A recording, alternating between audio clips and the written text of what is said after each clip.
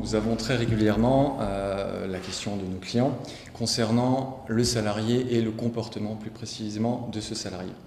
Des attitudes bizarres, des comportements pas adéquats sur un lieu de travail. Que peut faire l'employeur dans ce cas de figure ? Alors effectivement, c'est un cas qu'on rencontre nous aussi assez régulièrement. L'employeur nous appelle, affolé, énervé, excédé, en fonction des cas et des personnes, mais ne sait pas comment réagir. En général, il nous parle des conséquences qu'il observe. Le salarié me rend des travaux en retard, n'écoute pas les consignes, sont très agressifs avec ses collègues. À mon sens, la première analyse qu'il convient d'effectuer est une analyse concernant la santé du salarié. Et la vraie question est, l'employeur a-t-il un doute sur la capacité physique, pas technique, sur la capacité physique du salarié à occuper son poste. Concrètement, est-ce que le salarié est a un état de santé qui lui permet de poursuivre le travail ? Est-ce qu'il est apte ?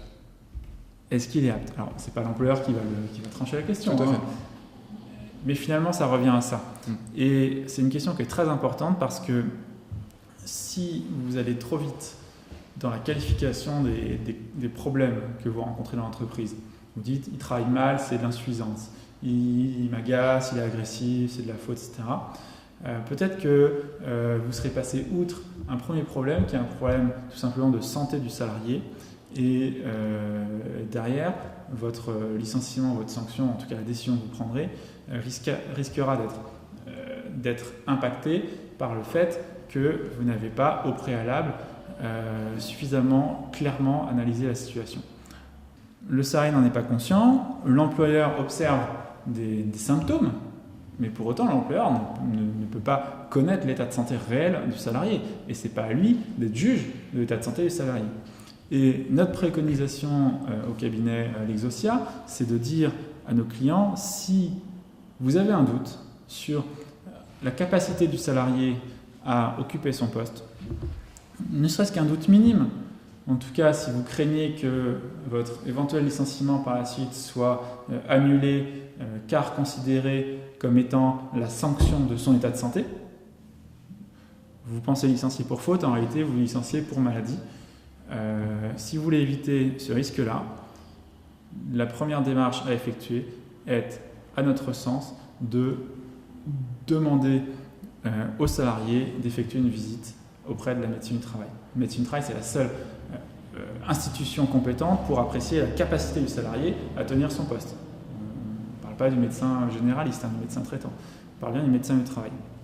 Je pense que c'est une étape importante. L'employeur appelle de manière informelle le médecin du travail et lui explique la situation qu'il rencontre. Très, très simplement, je vous appelle car je suis inquiet face au comportement de mon salarié qui, depuis quelques semaines, se montre très agressif, très irritable, qui refuse d'effectuer telle ou telle tâche. Bref, il lui explique la situation de manière très concrète, pas nécessairement orientée, mais en tout cas, il lui explique la situation. Et il lui dit, j'aimerais que vous puissiez rencontrer mon salarié dans le cadre d'une visite pour m'assurer de son aptitude à occuper son poste. J'ai un doute sur son aptitude, je ne peux pas en être le juge. Vous, médecin du travail, êtes seul compétent pour ce faire. Je vous demande de recevoir le salarié dans le cadre d'une visite médicale. Et le médecin du travail tranche tout simplement la situation. Il apprécie la capacité du salarié à occuper son poste. Et là, soit il le déclare apte, le salarié peut revenir, soit il le déclare apte avec réserve. Dans ce cas-là, il faut envisager une reprise du travail avec l'aménagement du poste conformément aux réserves, soit il le déclare inapte. Et l'intérêt de cette première étape est d'évacuer toutes les problématiques, toutes les questions qui peuvent être liées à l'état de santé. Vous avez en quelque sorte le blanc-seing du médecin, l'autorité a tranché, elle dit voilà, je suis médecin, j'ai la compétence pour vous dire si votre salarié est apte avec réserve ou inapte. Et une fois que vous avez cette réponse en quelque sorte du médecin, vous pouvez avancer dans votre procédure. Si le salarié est inapte, Vous pouvez engager une procédure de reclassement et puis éventuellement un licenciement si vous ne parvenez pas à le reclasser. S'il est apte, sans aucune réserve, alors ce n'est pas un problème de santé. C'est un autre problème. Et là, vous pouvez avancer dans votre procédure et envisager les différentes options.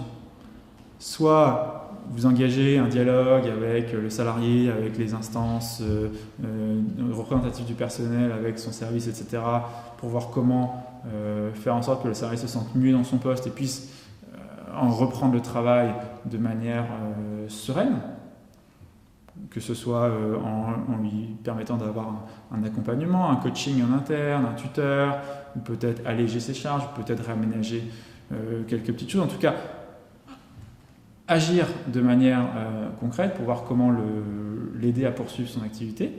Constructive, oui, effectivement. Voilà. Soit vous l'avez déjà fait ou vous ne souhaitez pas le faire, mais vous envisagez de rompre son contrat de travail. Et dans ce cas-là, il vous reste 2 voies possibles. La première est celle de l'insuffisance professionnelle et la seconde, celle du licenciement pour motif disciplinaire.